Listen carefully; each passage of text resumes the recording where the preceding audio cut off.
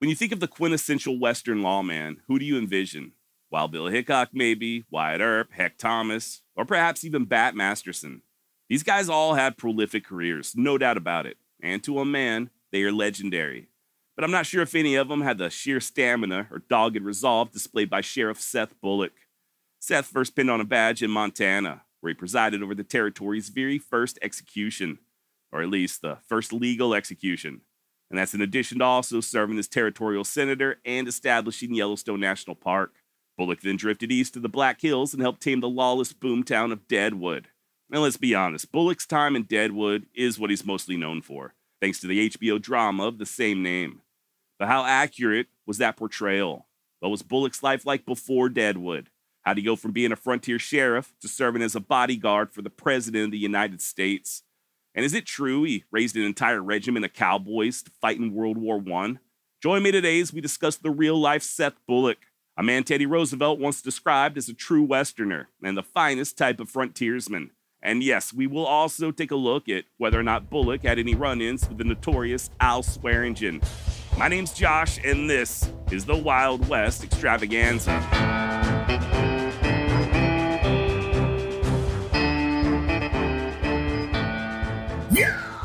Seth Bullock was born on July 23, 1849, in present-day Ontario, Canada, not far from the Detroit River. Maybe. Truth be told, we don't know for sure the exact year, but 1849 does seem to be the consensus. Whatever the case, the Bullock family would move to Michigan when Seth was still a young child. There's not a ton of details concerning this period, but his father George had been a major in the British Army. That being the case, he's often described as being a, quote, testy, hard-nosed disciplinarian, which may explain why Seth ended up running away from home on numerous occasions. He'd run away again when the war between the states broke out, hoping to enlist in the Union Army, but he was ultimately rejected due to his young age, at which point he simply returned home to Michigan. Matter of fact, it's there in Michigan where he met his future wife, Martha. Contrary to popular belief, Seth did not marry his brother's widow. More on that in just a bit, but as soon as Bullock turned 18, he bid Martha a temporary adieu and headed west for Montana. Whether or not he did any prospecting, I'm really not sure, but he would find work over in Helena with a wholesale grocer before branching out on his own as an auctioneer. He also took a great deal of interest in local politics. Now keep in mind that this is the late 1860s, so Bullock was still very young, possibly even still a teenager. It doesn't matter, though, as you'll soon come to learn, Seth Bullock was nothing if not ambitious. He ended up running for the territorial legislature in 1867. He didn't get the nomination, but he tried again in 1871, and this time he was elected to the Montana Territorial Senate. And one of his crowning achievements as senator was helping to establish Yellowstone National Park. Kind of. There's a big misconception that Bullock was instrumental in the formation of the park, but it turns out that's not really the case. Seth merely put forth a motion that was later adopted by the Legislative Council. We don't even know for sure if he wrote the resolution himself, but still, he did play a role.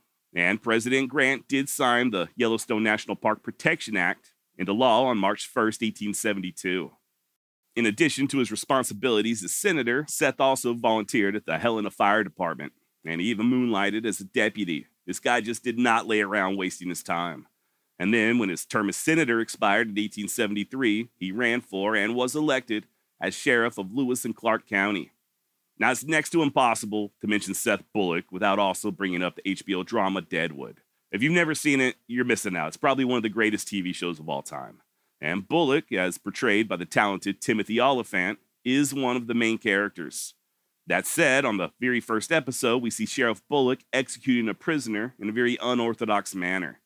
He basically holds off a lynch mob with his pistol while using his free hand to strangle the prisoner right there on the steps of the jailhouse. It's a very cool scene, but just not exactly very realistic. While the real-life Bullock did indeed hang at least 2 men there in Montana, there weren't any dramatic showdowns with vigilantes. Matter of fact, that first execution was reported by a local paper. It's going off without a hitch. What's more, there were something like 1,000 people in attendance, and not a one of them ever said anything about a lynch mob. A couple months later is when Bullock executed prisoner number 2, with what the newspapers described as a quote-unquote deep solemnity. Once again, no mention of vigilantes. Turns out that particular story came from Teddy Roosevelt's son, Kermit, Whether Kermit heard it from Seth or just made it up himself is unknown. But be that as it may, Bullock did supposedly have a very dry sense of humor, so I wouldn't put it past him to stretch the truth just a bit. Also worth noting that he'd later confessed these executions affected him deeply, and when his term as sheriff expired, he declined to run for re-election. Of course, by that point, he had already set his eyes on the Black Hills over in present-day South Dakota. Now, as far as the Black Hills are concerned, there have been persistent rumors for years that the area was rich in gold. But those rumors weren't verified until 1874. That's when Custer passed through with around 1,000 troops. Officially, Custer had orders to find a new location for a fort, but unofficially, he was also on the lookout for gold. And when he found it, the news spread like wildfire. Just like that, the rush was on. Wasn't long before several mining camps popped up in what was known as Deadwood Gulch. The town itself was officially laid out in April of 1876, and within a matter of months, the population had exploded to around 25,000. Only catch was the hills were technically owned by the Lakota per the 1868 Fort Laramie Treaty. As such, it was illegal for the prospectors to so much as pass through, much less pitch a tent and start panning for gold. And by proxy, the town of Deadwood was also illegal, hence the lack of any real sort of law enforcement. But law or no law, Seth Bullock was determined to try his luck, just not by freezing his pecker off in any of the nearby streams or creeks. You see, Seth and his business partner, Saul Starr, had something much better in mind. Rather than do any prospecting, they'd open up a hardware store and provide the miners with all their necessary supplies and accoutrements. Accoutrements. How you like that word, huh? Yeah, that's right. Daddy's got a thesaurus. And by the way, Seth was already a married man by this point. He and the aforementioned Martha had already tied the knot back in Salt Lake City in 1874. And by the following year, they'd welcome a daughter named Margaret. Rather than haul his family to a place as dangerous as Deadwood, Bullock instead sent him back east to stay with Martha's parents. Now, the guy I mentioned a moment ago, Saul Starr, he was originally from Bavaria. His family migrated to the United States when he was still a child, just like Seth, and Starr pretty much lived all over Ohio, Indiana, and even Missouri before heading west to Montana in 1865. It's there a few years later where he and Bullock first became acquainted. And once again, much like Bullock, Saul also was very ambitious. I'm telling you, these two guys seem to be made for one another. Starr was appointed as Register of the U.S. Land Office there in Helena in 1872, and by 1874, he was working as the territorial auditor. I got no idea what either one of those jobs are, but he was also invested in everything from politics to banking. And yeah, by 1876, they were both ready to try their luck over in Deadwood with their very own hardware store. But something tells me their plans didn't just stop at a mere store. Per Bullock biographer David A. Wolfe, quote, "Beyond opening a business, Bullock and Starr undoubtedly left for the Black Hills with political ambitions. Both men had been involved in politics in Montana, but they found it going rough in the strongly Democratic territory. The Black Hills offered new opportunities. Counties and possibly a new territory would be established, and new government jobs would follow, offering three incentives for people such as Bullock and Starr. First, these positions provided steady income in an economically uncertain environment. Secondly, as positions of leadership, they also provided the law and order necessary for a town to succeed and for merchants, such as themselves, to prosper. And finally, the two men enjoyed public service. Because of these reasons, both of them would remain active in politics throughout their Black Hills careers." End of quote. And this does seem to be a major theme throughout Bullock's life. Yes, he was a capitalist. That was his chief motivator, making money. I got the same fault myself. But he was also very civically minded. Bullock knew that if his business had any hopes of succeeding, that he needed to create the type of environment where everybody, not just the businessmen, even the little people, were able to make money. Sort of like that old saying, a rising tide lifts all boats. The more money Bullock was able to earn, the more he'd invest in the local economy. And the better off the local economy was, then the better off his business would flourish. Now, Bullock and Starr secured their first load of supplies up in Bismarck. They had traveled a grueling 3 weeks before arriving in Deadwood on August 3rd, 1876, literally the day after Wild Bill Hickok's assassination. So yeah, contrary to HBO, Seth Bullock and Hickok were never actually friends. Hell, they never even met. For that matter, Bullock and Starr also did not sell their wares outside of a tent. Truth is, they lucked out and were able to purchase a partially completed 2-story building on the corner of Main and Wall Street. right in the middle of Deadwood's business district. No word on whether or not the building came with any fresh blood stains. But yeah, that's where they sold everything from picks to Dutch ovens to fry pans, chamber pots, pretty much everything a prospector could need. And later on, they'd expand further, selling comfort items like whiskey and tea. Wasn't all sunshine and rainbows, though. Not long after arriving in camp, Bullock wrote a letter to a friend over in Montana, describing the rampant violence. According to Seth, quote, "We have no law and no order, and no prospect of either. Several murders have been committed and nothing done," end of quote. Violence notwithstanding, Bullock just wasn't the type to rest on his laurels. Was Deadwood dangerous? Absolutely. But rather than shy away from any potential threats, he instead set about organizing the camp, trying to turn it into the type of place he'd feel comfortable bringing his wife and daughter. Now, there may not have been any official law there in Deadwood, but there were miners' courts. Prospectors would even hold meetings to vote on various regulations, like in August 1876, when they voted to establish a board of health. It was the board's job to keep an eye on stuff like potential fire hazards, to take obstructions out of the thoroughfare, and to even isolate smallpox victims, stuff like that.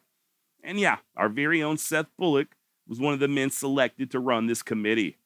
Keep in mind that he'd only been in camp for a little over a week. And then, when the Reverend Smith was found murdered on the road to Crook City just a few days later, it was Seth Bullock who investigated the scene of the crime. He also personally wrote to the minister's next of kin. Skip ahead 2 days later, and a bartender by the name of Harry Young shot and killed Bummer Dan. Oh no, over at the same joint where Hickok was killed just a couple weeks prior. And despite the shooting being a case of mistaken identity, Young did turn himself into Bullock and the Board of Health. Hell, Seth even summoned the jury for Young's trial. So yeah, like I said, Bullock had barely arrived in camp, and he was already investigating murders and organizing trials. And this was prior to him becoming sheriff. It just goes to show the level of respect that he commanded. Sort of. Turns out not everybody was a fan, and in fact, his popularity would take a pretty significant nosedive just a year later. We'll get to that soon enough, but as far as the summer of 1876 goes, Bullock was already making one hell of a first impression. Now, eventually the camp would vote to elect a more formal city council, but by that point, Seth was back in Michigan, fetching his wife and daughter. He'd be gone for a total of 5 months, long enough to make baby number 2, another daughter they named Florence. He also began petitioning the territorial governor to remove the Black Hills from the Great Sioux Reservation, which, let's be honest, was sort of a dick move. But it was also inevitable. There just weren't no way in hell the government was going to let the natives keep all that gold, especially with Custer's defeated Little Bighorn still fresh on everyone's mind.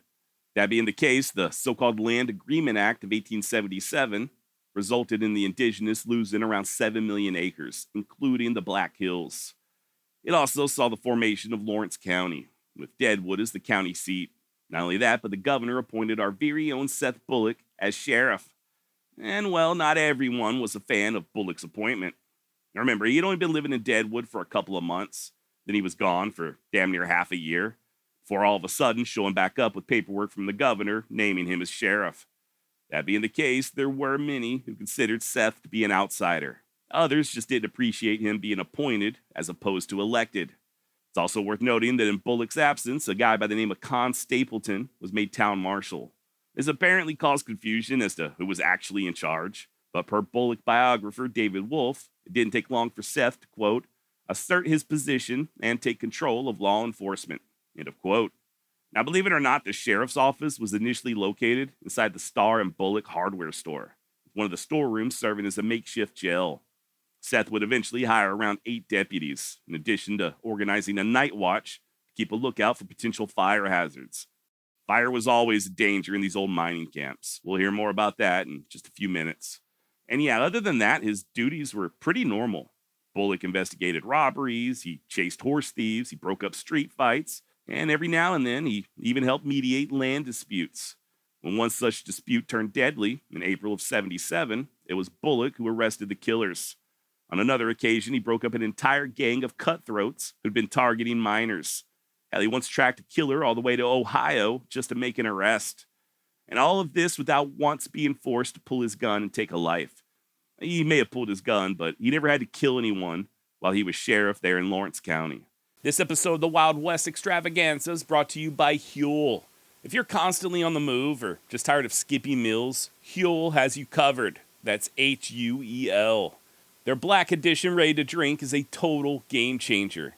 And really, it's a complete meal in a bottle. With 35 grams of protein, 27 vitamins and minerals, vitamins if you're in the UK, high fiber, low sugar, there's no prep, no cleanup, you just grab and go. They've already sold 500 million meals worldwide, and now it's your turn to give them a try. Look, I've spoken about this before. My mornings can be a little chaotic. And on those days when I don't really have time to sit down for a traditional breakfast, Huel Black Edition, ready to drink, has been a lifesaver. It keeps me full and focused, so I don't crash out mid-morning or reach for junk food. And it tastes great, just like a milkshake. But here's the best part. Huel is designed by nutrition experts to be a perfectly balanced meal, okay? No guessing, no cooking, just complete nutrition that's budget-friendly. Meals for under $5. So what are you waiting on? New customers get 15% off plus a free gift with code WILDWEST at Huel.com/WildWest. That's 15% off plus a free gift with a $75 minimum purchase. Skip the stress, not the nutrition. Try Huel today. This episode of the Wild West Extravaganza is also brought to you by Mint Mobile. Look, summer's almost here and Mint Mobile has a hot take. Forget the summer bod and let's work on your savings bod instead. This spring and summer, it's all about tiny wireless bills and big fat wallets. With premium wireless plans starting just $15 a month, you can get both without breaking a sweat or the bank. I know this is an advertisement, but this is me, Josh, being honest with you. Compared to my old provider, I'm saving a ton of money. It's the same high quality coverage, just at a way lower price. And the best part is, there are no contracts or overages, just solid service. Mint Mobile gives you high-speed data and unlimited talk and text, all on the nation's largest 5G network. And yes, you can keep your current phone and number. You just pop in their SIM or use an eSIM, and boom, you're good to go. No mystery charges and no stress. So what's the holdup? Say goodbye to overpriced phone bills and hello to Mint Mobile. Right now, new customers get 3 months of premium wireless service for just $15 a month when you go to mintmobile.com/wildwest. That's mintmobile.com/wildwest. Upfront payment of $45 for a 3-month 5-gigabyte plan required. Equivalent to $15 a month. New customer offer for first 3 months only, then full price plan options available. Taxes and fees extra. See Mint Mobile for details. Now, let's get back to the show. It's said that oftentimes just the mere presence of Sheriff Bullock would be enough to dissuade violence. Be that as it may, his popularity would absolutely plummet following a strike over at the Keats Mine in 1877. I guess the prospectors felt like they weren't being fairly compensated, so they stopped working and barricaded themselves inside the mine. And when they refused to budge, Sheriff Bullock was called in to evict them. At first, he tried yelling down threats, but when that didn't work, he tried starving them out. That, too, proved to be a failure due to people on the outside sneaking them food. Finally, he called for the governor to send in troops. Soldiers arrived about 10 days later, at which point Bullock just smoked out the miners with burning sulfur. It was this incident, coupled with a negligent discharge while he was in pursuit of an outlaw, that ultimately cost him the job as sheriff. As soon as they got around to holding an actual election, the people overwhelmingly chose the incumbent, John Manning, who also just so happened to be the owner of the Senate Saloon. Interestingly enough, Manning and a few of the other newly elected officials insisted on taking office immediately, despite Bullock's term lasting until January. There was a stalemate, neither side would budge, so for the next couple of months, there were 2 separate governments there in Deadwood. And yeah, that also means there were 2 sheriffs working simultaneously and pretty much trying to ignore one another. Per biographer David Wolf, quote, "Bullock's role in early Deadwood should not be underestimated. As the first sheriff, he laid the foundation for law and order, and he demonstrated there would be consequences for bad behavior. His stint as sheriff also brought fame for himself. All in Lawrence County knew him. While not all liked him, he gained the respect and friendship of the propertied and elite." End of quote. Bullock was only sheriff for a little over 9 months, and while he may not have won the election, he did receive a commission as a deputy U.S. Marshal, so he would continue enforcing the law for about the next decade. Hell, he'd even assist Sheriff Manning on occasion. Bullock was also instrumental in forming Deadwood's first fire department, one that included a fancy brand new fire engine. Only problem was, Bullock quickly lost interest. That's another thing. When it came to all these various endeavors, Seth was mostly an idea guy. He'd get the ball rolling, he'd help to organize, he'd even accept positions of leadership. But at the same time, he also expected others to eventually step up and take the helm. And if new leadership didn't materialize, then these undertakings would invariably fail. As far as the fire department goes, his duties as deputy marshal would often see him leave town for long periods of time. And that being the case, the volunteer firefighters were rudderless, and it wasn't long before they too lost interest. It was partly this failure to sustain momentum that led to the Great Fire of 1879, which we're about to talk about in just a minute. But in the meantime, Seth was mostly focused on building his capital. He and Starr invested in a good deal of property, well over 1,000 acres before it was all said and done. They started a ranch and a milk farm, they bred horses and grew crops like corn and wheat and alfalfa. Hell, they even franchised the hardware store, opening up new locations in Rapid City and Spearfish, and later on, even as far away as Montana and Wyoming. So, needless to say, things were going pretty good. At least they were until that Great Fire of 1879. It started on the morning of September 26, when a coal lamp fell over at the Empire Bakery. The fire then spread to a nearby store and ignited several kegs of blasting powder. The ensuing inferno saw the town practically decimated. Estimates vary, but it's thought that 100 businesses and at least 75 residential dwellings were lost, including a good deal of assets owned by Bullock and Starr. Ironically, that fancy new fire engine remained both unused and unscathed. Luckily for Bullock, though, the farm and the ranch were still secure. He and Starr were smart enough to have insurance, so that also provided a bit of a windfall. And when the residents of Deadwood created a citizens committee to help rebuild, they once again called on Bullock's leadership for assistance. Now, for the next few years, Bullock continued focusing on his various businesses. At one point, he became heavily involved in Deadwood's merchant bank. He was even named president, but unfortunately, the bank went belly up. He then became president of the Iron Hill Mining Company, but this too proved to be a financial disaster. Things eventually got so bad that Bullock started transferring property over to his wife's name just to stop it from being foreclosed on. Still, though, Bullock just refused to quit. Rather than leave town like so many others, he chose to stuck it out. And it was this dogged determination that ultimately led to his financial success. Not only was Bullock instrumental in getting the Elkhorn Railroad to connect to the Black Hills, but he also founded the entire town of Belle Fourche. And when the hardware store burnt down again in 1894, he had a luxury hotel constructed in its place. A hotel that still stands to this day.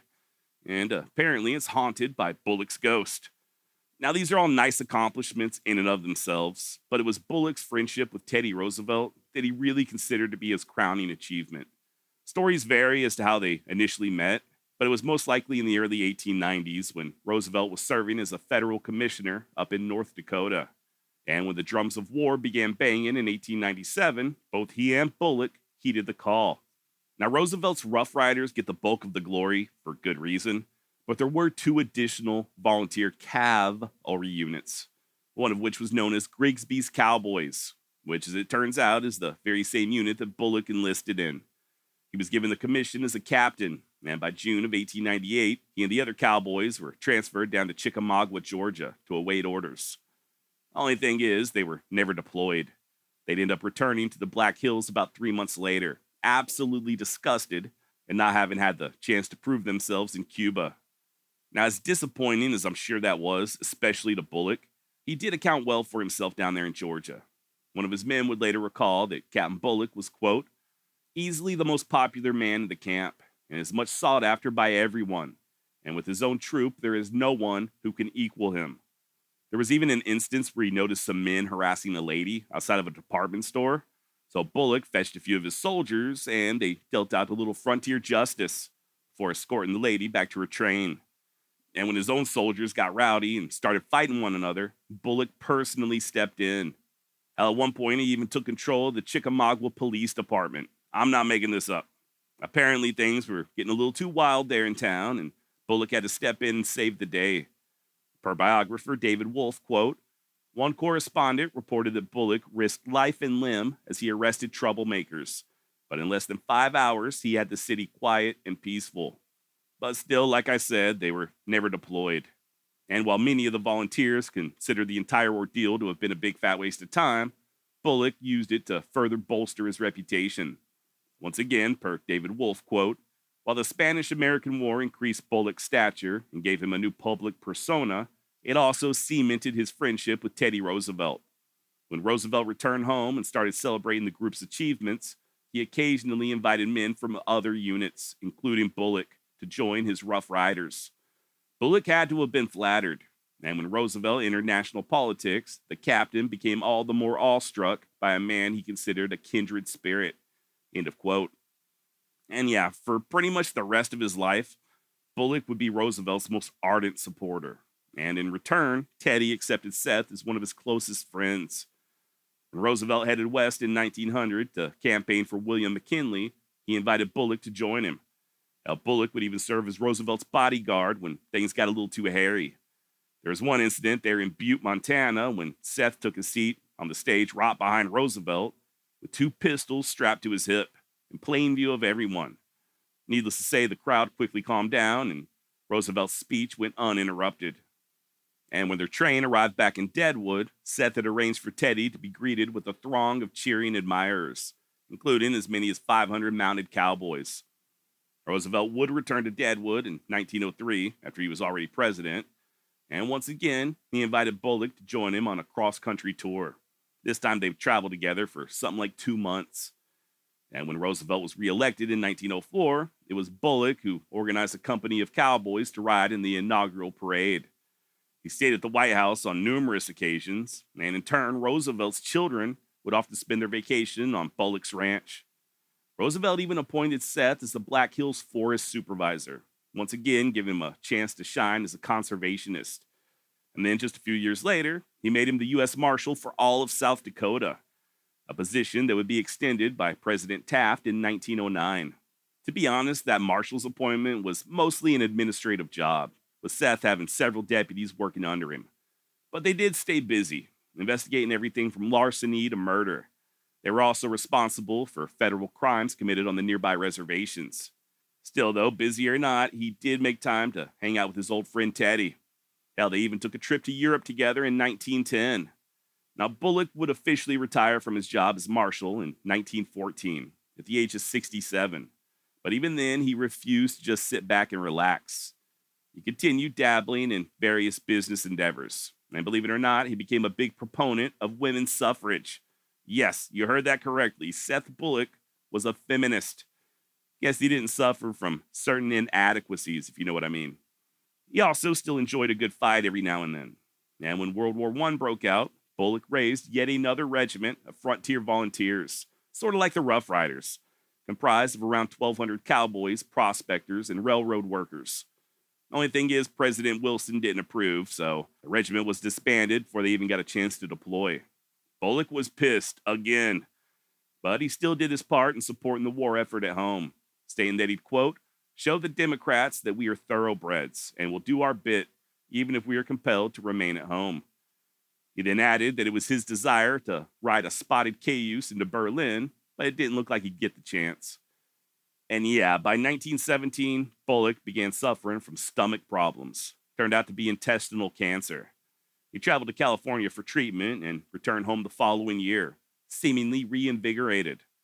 Unfortunately, that's about the same time that his good friend Roosevelt passed away. Per Teddy's son Kermit, quote, my father's death was a fearful blow to the old captain. Captain, of course, referring to Seth Bullock. Sure enough, the cancer returned. And just a little over 9 months following the death of Teddy Roosevelt, Bullock followed him to the other side. To once again quote David Wolf, Bullock's headstone carries a one-word epitaph, pioneer. To Bullock, a pioneer worked for progress. And through each stage of his life, he did just that.